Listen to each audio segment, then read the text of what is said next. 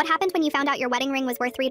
I was getting it cleaned for our 10th anniversary when the jeweler started laughing. He actually laughed, holding my ring up to the light. This is costume jewelry, ma'am. Cubic zirconia and stainless steel. I sell better rings at the mall kiosk for $8. I stood there like an idiot while he explained the platinum was spray-painted steel, and the 2-carat diamond was the kind of CZ they use in children's princess costumes. He felt so bad for me he didn't even charge for the examination. My husband Ryan came from money, serious money. His mom owned a hedge fund and his dad was a federal judge. Our wedding cost $300,000. Ryan's vintage Armani tux alone was $30,000. So finding out he'd given me a $3 ring made no sense. I didn't say anything at first. I went home and looked at our wedding photos. There was his ring, thick platinum band with embedded diamonds, custom designed by Cartier, then mine, which I now knew was worth less than a sandwich. That night at dinner, I casually mentioned getting my ring cleaned. Ryan barely looked up from his phone. Oh good, it must be filthy after all these years. No guilt, no nervousness, nothing. I started noticing other things. The tennis bracelet he'd given me for Christmas. The diamonds left black marks on paper. The designer purse he bought for my birthday had YSL spelled YLS on the inside tag. The pearl necklace he gave me for our anniversary dissolved slightly in wine. Every gift from my wealthy husband was fake. I finally cracked and went to his parents' house while he was at work. His mom, Margaret, was home organizing charity auctions as usual. I showed her the ring, explained about the jeweler. She laughed so hard she knocked over her laptop. Oh, sweetie, Ryan doesn't have any money. We cut him off 6 years before he met you. My brain short-circuited. But the wedding. We paid for that because we wanted the photos for our political campaign materials. But Ryan's been broke since he tried to start his 5th failed business, and we realized he'd never learn responsibility if we kept enabling him. Margaret explained that Ryan had been pretending to be rich for so long he couldn't stop. He'd rent luxury suits for dates, borrow watches from rental services, use his parents' country club membership to seem wealthy. When we got engaged, he panicked about the ring but figured I'd never check. But he works at that law firm, I said weakly. He's a paralegal, sweetie. He tells everyone he's a partner, but he files documents for $35,000 a year. I drove home in a daze. Our entire marriage was built on him pretending to be rich and me pretending I didn't marry him for money, which, let's be honest, was definitely part of it. We were both con artists who'd conned each other. When I confronted Ryan, he broke down completely. He'd been taking out payday loans to keep up appearances. The vacation to Santorini, maxed out credit cards, the expensive dinners. He'd skip lunch for weeks to afford them. He'd been so terrified I'd leave if I found out he was poor that he'd built this elaborate lie. But I'm not rich either, I said. I'm a public school librarian. I know, he said miserably, but you never lied about it. We sat there in our apartment, which I now realized was in his parents' name, surrounded by rented furniture and fake luxury goods, both feeling like complete idiots. Then Ryan started laughing. Your face when you proposed to me with that ring you saved for 8 months to buy, and I gave you one from Party City. Party City doesn't even sell rings, I said. You're right. It's actually from a gumball machine. I had to buy 17 gumballs to get the one that looked most real. We ended up staying together, partially because divorce is expensive and we're both broke, but mostly because once all the lies were gone, we actually liked each other. We sold his fake watches on Facebook Marketplace, listed honestly as replicas, and made enough for a weekend trip to Vegas. His parents still think we're getting divorced. We let them believe it because Margaret sends Ryan emergency support checks when she feels bad, and we need the money.